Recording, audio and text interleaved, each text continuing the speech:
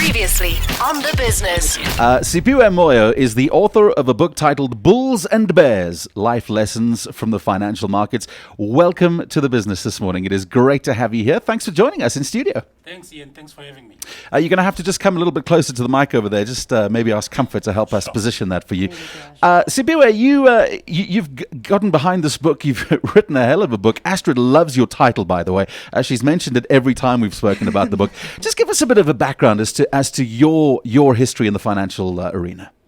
So I'm a former retail banker. In fact, I'm not an investment banker at all, and people just confuse me with an investment banker. I worked for two banks.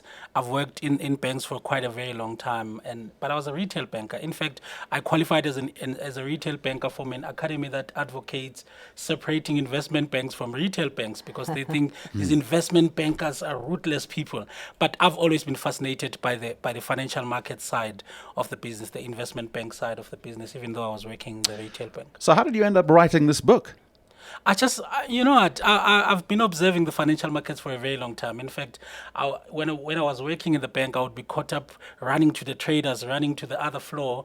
And I just thought this book, Financial Markets, are the best way to learn about life. You know, it's just an amazing analogy about life. I just think that, I'm a speaker and a motivational speaker, and I think there's nothing as motivating as the financial markets. I don't care who says what.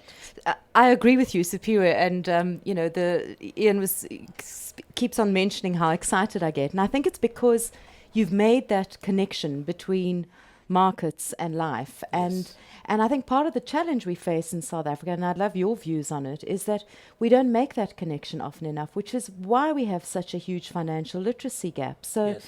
if we can start relating to things more, Yes. and that means people like yourself speaking in plain, simple English and getting rid of all the technical jargon, then wouldn't we help everybody? I mean, doesn't everybody benefit from that? And how do we actually do that? Absolutely. So I think the industry, the financial markets industry, it has a lot of people who are like the social club. They're the only ones who can understand themselves. They, instead of saying cash, they say liquidity. Yeah. And that kind of stuff. And I think it's deliberate on their part to ensure that as many people don't understand what they do, therefore we can give them their money, our money. They can do whatever they want with our money. And I thought, you know what, we really need to help people understand this stuff. It's not as difficult as people make it out to be. If I can understand it, anybody can. It's very weird, as you say. We were just talking about this a few minutes ago.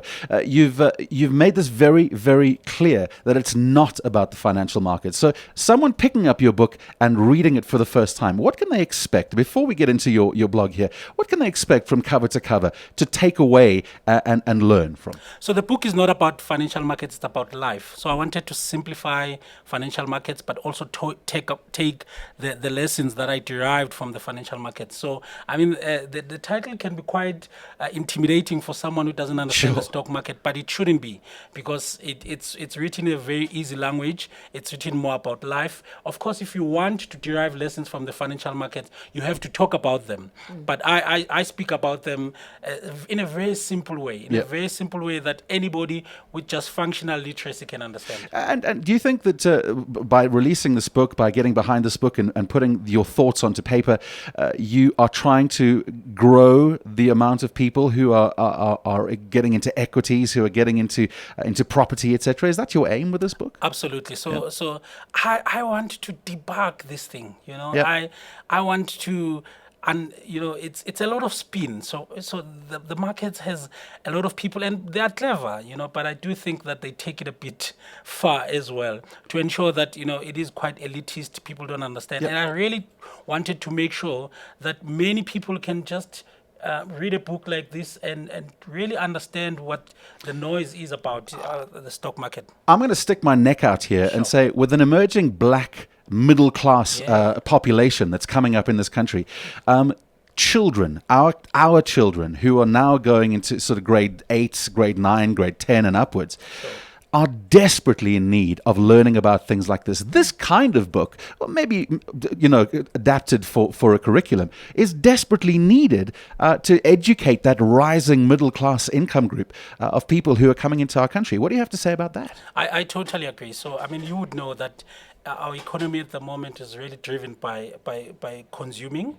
There's not a lot of us who's producing, who's understanding, who's saving. Our savings culture is pathetic. Yes. So even though you have a rising middle class, it's really driven by a lot of consuming as well. So and you really need people to start understanding money, because you can have a bit of education in whatever you do, but if you just don't understand this thing called money and how money works, it's still possible to lose it all again. So I totally agree with you. We need it, and that was my thing as well. So I studied in a township, firstly in Soweto, second in some dodgy place called Orange Farm in the south of Johannesburg. So that kind of stuff you never learn about in that kind of school. Yeah. And I really think that people need to start understanding these things. Well, I think you never really learn about it in a school in a privileged area either. In an area that has disposable income. Sure. You don't learn about that kind of thing. But I want to pick up on the point you're making about the language and the jargon. I do a lot of work with financial services sector players, and part of my work is to get them to understand how if they debunk the jargon, Yes. they will probably improve their bottom line. I mean, Yes. there's just no doubt about it. I see marketing that just makes consumers' eyes glaze over because Yes. it's still caught up in the jargon, and I deal with that kind of thing every day. Sure.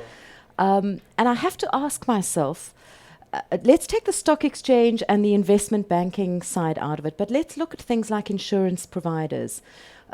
We have treating customers fairly coming online. Let's look at those kinds of players, so more the consumer hat of things.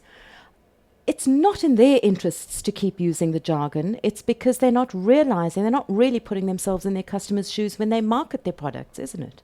Yeah, so I think there is a bit of I still think that they really want us to keep people confused, because there is an element where, I mean, if you sit with a certified financial planner, for example, if you have a bit of literacy, you're going to ask the relevant question.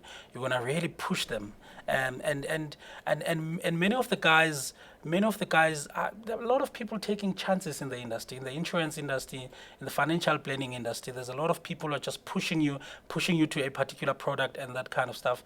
And I do think that they would actually get more people coming, because there's a lot of people now trying to save their money in the places where they're comfortable, because they really don't want to stay away from banks, stay away from these insurance companies, stay away from the financial services sector. That you're right. I think if they were to debug it a bit, many people would come in. Okay. Well, sorry, you wanted to ask another question? I want to start Yeah. on some of the excerpts from too. the book. Yeah. There are a couple of points that I think we can chat about. So one of the first points you make, one of the lessons from the book, is all trends eventually end. And I'm wondering, is that about, what goes up must come down? What goes up must come down. So it's exactly that. So I mean, we've had a very long bull market in our country prior to 2007, right? So things were going very well. The property prices were climbing 20% per year. We're making a lot of money. So if you bought a house in the 90s, sold it in the early 2000s, you would have made a lot of money. And I make a point that people didn't really think that particular trend will end, and in 2008 it did, and people lost a lot of money, and all trends eventually end. And therefore I bring it back to life that even if you are experiencing your own personal recession, or you're experiencing your own personal boom and things are going well, you should really still be prudent, because even the trend of you doing well, it can still end. The economy will turn anytime, and your finances can turn. So I'm also saying that even in your personal life, all trends eventually end. So don't overexpose yourself when things are going well. You put a very good point forward here. In the financial markets, just like in life, nobody cares how good you used to be. I love it. This is so true. Something we're very, very aware of when we work in boy. live radio and live boy. television and live digital. Talk us Only as good as the last show. Oh yeah, talk us through that. No, I mean, you get some 40-year-olds who still tell you, about the fact that they got a distinction in matric. I mean, who cares? We really don't care how good you used to be. And I see this in the financial markets all the time. So a CEO is appointed, gives the shareholders some good returns for the past 7 years. Yeah. And when they see that the prospects are not well, they pull off, they go buy other shares. They don't care how good you used to be. They don't care what you've done 5 years ago. They're going to pull and go invest their money somewhere else. Well, I wish the shareholders of Arsenal would apply that principle to Mr. Wenger. Now, there's an interesting break with a trend. Overconfidence is as bad as lack of confidence. Yeah, absolutely. So I need to elaborate on this one. When you grow up in a township like I did, one of the things that you struggle with a lot is lack of confidence, because there's a lot of you get bashed a lot, even from your parents, and they don't even know about it. Funny enough, So your parent could be calling you a dumb cop, and they really don't. They'll be hugging you, oh my dumb cop, kind of thing. They really don't know what they're doing. So I mean, we talk badly about our children and all of that, and so when you grow up, lack of confidence is one of the biggest thing you can ever find in people living in township. And I'm suggesting that lack of confidence can kill you, because I see a lot of people who are talented but they really lack confidence. But on the other hand, I also see a lot of people who are overconfident and it kills them. So in the financial markets, you see it all the time. So when people start being overconfident, they stop doing things that they used to do. So for example, if someone wanted to invest in a particular company, they would do a fundamental analysis. You would notice, get an intrinsic value of the share, do a lot of work before they invest. Once they start becoming overconfident, they stop all that stuff. They speculate, they try and read the market, they say, oh, I've been there, and they get bashed. And I think in life as well, once you become overconfident, you stop doing the things that you used to do. You stop investing yourself. Your skills are not current anymore. You don't go to conferences because no one can teach you anything. And that can kill you as well. Interesting. One I want to pick up on, investing in yourself, just like investing in the stock market, is cheaper than you think. Yeah. And investing in yourself, just like investing in the stock market, is cheaper than you think. So first of all, people think it's really expensive investing in the stock market. Yeah. They think you have to have a lot of money to start, but you don't. I mean, you don't. I mean, if you have 1,000 rands, you can go buy a unit trust and you can get in the door and start being in the stock market. You can even buy equities. You might not get terribly many for them, but you can. Yeah, you could go to the penny stocks. Yeah. You can buy a lot of penny stocks. Yeah. The costs become a bit of a problem if you buy with less money, but otherwise you can buy other collective investment schemes or whatever. But investing in yourself is also not expensive. It's very funny. In the early 2000s, while I was still in the bank, I wanted to do an MBA, but I was way too junior to do an MBA because they said, we can only pay for people who are at the senior management level to do an MBA. So I decided I was going to do it by myself. I paid for myself, and I didn't earn a lot of money. I paid for myself, and interestingly, when someone heard that I was paying an MBA for myself, they're like, geez, you have a lot of money, man. How can you afford paying an MBA? And I was paying something like 3 grand a month. And this human being had the most amazing shoes. They wore nice clothes all the time, great perfume and all of that. But they thought paying 3,000 rands a month on my education is expensive. And I just think it's a psyche that we need to change, that investing in yourself is actually not as expensive as people think, because the return on my investment, now I'm on this show, the return on my investment, is quite incredible. You say here exceptionally high earnings growth rates are unsustainable for long periods. This is something that all of us need to hear about, because we, as you mentioned earlier on, the property boom and everyone was in it for the long run. Those aren't sustainable. Do you want to just quickly talk us through that? Exceptional growth rates are not sustainable. So if you look at companies, for example, if you're a company that grows at about 20% per annum, you can never sustain that, because if you're growing there, someone is going to see that there's some company getting some exceptional growth rates, and they're going to get into that market and become a new entrant. And once they get in, then obviously your growth rates are going to go down. So you can't grow at 20%, 15% over a long period of time. They're just not sustainable. And I bring that back into life, that many of us, I think this is a lesson about leadership. Many of us, particularly, and I'm going to say it as well, in the context of the triple BE, there's a lot of us being fast-tracked into senior management position. But I think if you're going to grow into leadership positions too quickly, you're going to crash. Many people are impatient. They want to get into that exco now. They want to get into that CEO position now. I just think people need to understand that you need to grow organically. If you grow organically, you're going to be able to understand, start from managing 2 people to 20. And then if you have that sustainable growth rate, you're going to be able to run big businesses. Siphiwe, do you have a day job?